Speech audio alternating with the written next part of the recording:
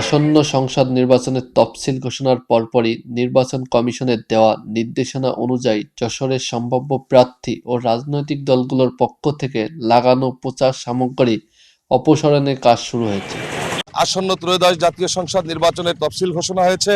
ইতিমধ্যেই প্রধান নির্বাচন কমিশনার তফসিল ঘোষণার মধ্য দিয়ে তিনি নির্বাচনের আচরণবিধির কথাও বলেছেন।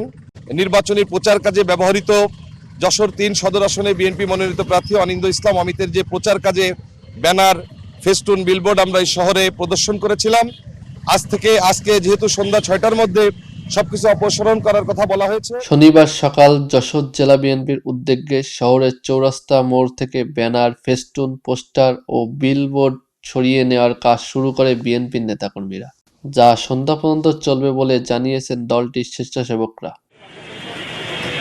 আমাদের প্রার্থী অনিন্দ্য ইসলাম অমিতের নির্দেশে সকাল থেকেই যশোর সদর ৩ আসনের বিভিন্ন অঞ্চলে ধানের শীষ প্রতীকের যে বিলবোর্ড এবং প্রচার সামগ্রী আমরা ব্যবহার করেছিলাম ইতিপূর্বে, সেটি আজকে আমরা দলীয় নেতাকর্মীরা স্ব অঞ্চলে নিজ নিজ উদ্যোগেই সেই ব্যানার ফেস্টুনগুলো আমরা অপসারণ করছি। গত বৃহস্পতিবার সন্ধ্যায় ত্রয়োদশ জাতীয় সংসদ নির্বাচনের তফসিল অনুযায়ী ১৩ই ডিসেম্বর সন্ধ্যা ৬টার মধ্যে এসব ব্যানার ফেস্টুন অপসারণ করতে হবে। অন্যথায় আচরণবিধি লঙ্ঘনের দায়ে সংশ্লিষ্টদের বিরুদ্ধে কঠোর শাস্তিমূলক ব্যবস্থা গ্রহণ করা হবে।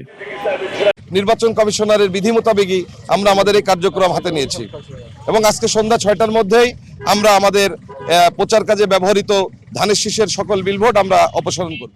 এদিকে জামাত সহ অন্যান্য দলের নেতাকর্মীরাও তাদের প্রচার সামগ্রী অপসারণের কাজ চালাচ্ছে। রাব্বি আল আমিন, সুবর্ণভূমি, যশোর।